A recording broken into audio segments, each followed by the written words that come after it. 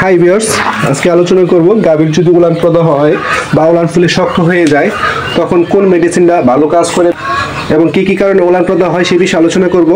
তো এই যে মেস্টিকের প্লাস দেখতে পাচ্ছেন, এই ওষুধটা আমি দিয়েছিলাম আমার এই গাভীকে, উলান প্রদাহ হয়েছে পরে। তো এই ওষুধটা বেশি ভালো কাজ করে নাকি যে পিনিক্স যে ওষুধটা আছে এটা ভালো কাজ করে উলান প্রদাহ বা উলান শক্ত হয়ে গেলে বা উলান থেকে যদি কোনো বাদ দিয়ে দুধ না আসে, তো সেক্ষেত্রে কোন ওষুধটা খুব ভালো কাজ করে, তো সেই বিষয়ে আলোচনা করব। তো কিছুদিন আগে দেখা যায় যে 1-1.5 মাস আগে আমার গাভীর একবার উলান প্রদাহ একটা পান শক্ত হয়ে গেছিল, মানে ফুটা ফুটায় দুধ আসতো এক বান দিয়া। আর তখন আমি কিন্তু এই পিনিক্সটা দিয়ে ভালো ফল পাইছিলাম। তো পিনিক্সের সাথে দিয়েছিলাম মার্বুডিয়াস, একটি অ্যান্টিবায়োটিক আছে, এবং ব্যথার জন্য আপনার যদি উলান ধরতে না দেয় তখন আপনার ব্যথার ওষুধ দিতে হবে, সাথে যে কোনো একটা ব্যথার ওষুধ। আর বিশেষ করে তারপর আবার এই গত 1 সপ্তাহ আগে আমার গাভীটার আবার উলান প্রদাহ বা উলান শক্ত হয়ে গেছে। তো এটার কারণটা কি? তো কারণটা হচ্ছে আমি এই গাভীটা টাইম অনুযায়ী ধোয়াইছিলাম না। তো আপনারা যারা অবশ্যই বড় গাভী পালেন, দুধ বেশি দেয়, তারা টাইম টু টাইম গাভী দহন করতে হবে। এই গাভীটা মূলত আমি বিকালে 2টা থেকে 3টার মধ্যে দহন করে ফেলি, আবার হচ্ছে সকালে 6টার মধ্যে দহন করি। কিন্তু 1 সপ্তাহ আগে আমি গাভীটা 10:30টার দিকে দহন করছি সকালে। তো দহন করার পরে আমি দেখি যে একবার দিয়ে দুধ অল্প একটু আসে।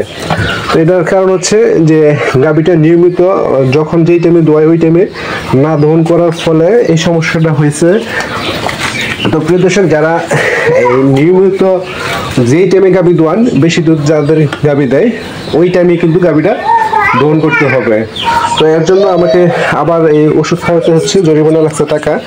তো এর জন্য বলবো যাদের গাভী অনেক দুধ দেয় তারা টাইম টু টাইম গাভী দোয়ান করবেন। আর মূলত 2টা ওষুধ আজকে দেখাবো। তো এই যে মেস্টিকের প্লাস ওষুধটা দেখতে পাচ্ছেন, এটা হচ্ছে আমি দিয়েছিলাম এই গাভীকে যখন উলান প্রদাহ হয়েছে, উলান একবার দিয়ে দুধ আসে না। আমি কিন্তু এটা দিয়ে বেশি একটা ফল পাই নাই। তো তারপর কিন্তু আমাকে আবার এই পিনিক্স ফাউটারটা দিয়ে আমি ফল পাইছি। তো এটা আমি আগে পরে ব্যবহার করছি, জানি। তো চিন্তা করলাম যে মেস্টিকের প্লাসটা দেই। তো মেস্টিকের প্লাসটা মূলত যদি উলান প্রদাহের প্রথম অবস্থায় দিতে পারেন তাহলে কিন্তু ভালো কাজ করে। দ্বিতীয় এবং তৃতীয় স্টেপে আমি তেমন ফল পাই নাই।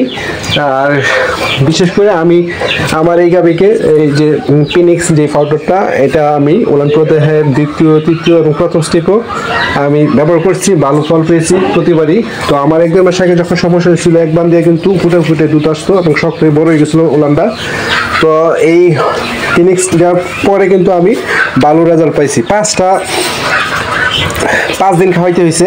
তো প্রথম একদিনে আপনি যদি বড় গাভী থাকে এরকম একটা কৌটা আপনি পুরোটা খাওয়াই দিবেন, পরের দিন সকাল থেকে এই কৌটা অর্ধেক এবং রাত্রে অর্ধেক, এইভাবে প্রথম 3 দিন দিবেন। এবং হচ্ছে 3 দিনের পরে যদি দেখেন যে আরো একটু রয়েছে তাহলে আবার 2 দিন দিতে হবে, তাহলে ভালো একটা রেজাল্ট পাবেন। আর এর সাথে যদি ব্যথা থাকে তাহলে আপনি ব্যথার একটা করে ট্যাবলেট ডেলি দিবেন। তো আমি দিয়েছিলাম RK5 একটা ট্যাবলেট আছে, এইটা ভালো কাজ করে ব্যথার জন্য। আর অ্যান্টিবায়োটিক দিতে হবে যদি বেশি সমস্যা থাকে। আর অ্যান্টিবায়োটিকটা হচ্ছে মার্বুডিয়াস। তো এটা হচ্ছে আপনি দিতে হবে, এটা ভালো কাজ করে। আর অ্যান্টিবায়োটিক মার্বুডিয়াস কিন্তু আপনার দুধের তেমন একটা প্রভাব পড়ে না। অনেক সময় বলি যে অ্যান্টিবায়োটিক দিলে দুধ কমে যায়, তো অ্যান্টিবায়োটিক দেওয়ার ফলে দুধের বেশি একটা প্রভাব পড়ে না। এবং 5 দিনে আমার এই গাভীটা সুস্থ হয়েছিল।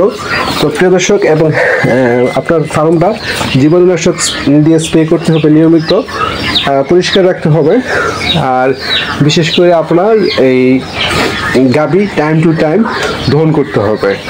তো প্রিয় দর্শক, ভালো লাগলে আমার ইউটিউব চ্যানেলটা সাবস্ক্রাইব করে রাখবেন নতুন নতুন বিষয় ভিডিও সবার আগে পেতে।